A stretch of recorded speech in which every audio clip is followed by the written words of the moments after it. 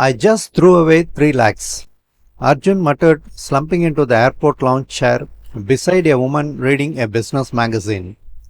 Ananya looked up from her magazine, intrigued by the dejected young man. That's quite a loss. Your flight cancelled? Worse, Arjun sighed. I just walked out of the biggest job interview of my life. Dream company, perfect role, everything I have worked for, and I completely messed up the salary negotiation. Ananya folded her magazine. What happened? They offered 12 lakhs. I know the market rate is 15 lakhs, but when they asked what I expected, I just froze. Said, whatever you think is fair, like an idiot. His voice cracked with frustration. 5 years of experience, and I acted like a fresher. I have been terrible at asking for what I want, Arjun continued. My parents taught me to be grateful for whatever I get. Don't be greedy, they would say. But watching my colleagues get promotions while I stay stuck, it's killing me. Ananya noticed his clenched fist. You are angry at yourself. Furious. I prepared for weeks, technical questions, company research, everything except the one thing that matters most. Now I am flying back home, knowing I will spend the next 1 year regretting this moment. What if I told you your biggest weakness just revealed your greatest strength? Arjun looked up confused. What do you mean? I am Ananya, by the way. I run workshops on negotiation psychology. She extended her hand, and you, my friend, just experienced what we call the good person trap. What's that? You associate asking for fair compensation with being greedy or ungrateful. But here's the psychological truth. Companies expect you to negotiate. When you don't, they actually question your self-worth and confidence. Arjun's eyes widened. Really? Think about it. You research market rates, you know your value, but you freeze when it's time to advocate for yourself. That's not humility.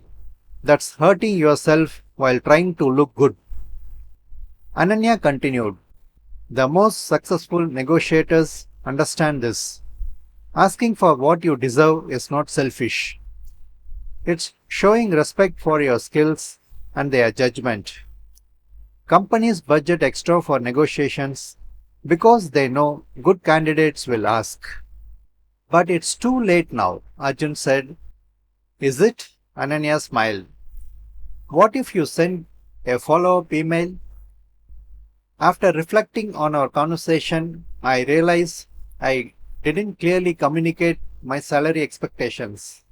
Based on my research and experience, I believe 15 lakhs would be appropriate. I am excited about the opportunity and hope we can find a mutually beneficial agreement. Arjun pulled out his phone, his fingers hovering over the screen. You think that could work? I think you will never forgive yourself if you don't try. The worst they can say is no, which is exactly where you are now. As boarding began, Arjun stood up with renewed energy. Thank you very much. I was so focused on not appearing greedy that I forgot to appear confident. Remember, Ananya called out as he walked toward the gate. Asking for what you are worth is not about taking something from them. It's about showing them you value the contribution you will make. 6 weeks later, Arjun sent Ananya a message. Got the same job at 14.5 lakhs. Turns out they were impressed. I followed up. Sometimes the best negotiation happens after you think it's over. The psychology of asking is not about being aggressive. It's about respecting your own value enough to communicate it clearly. Your worth is not determined by what others offer, but what you are brave enough to ask for. Have you ever felt this way or faced a similar situation? Please write your comments and share your thoughts so they can be helpful to everyone. Thanks for watching. Have a great day.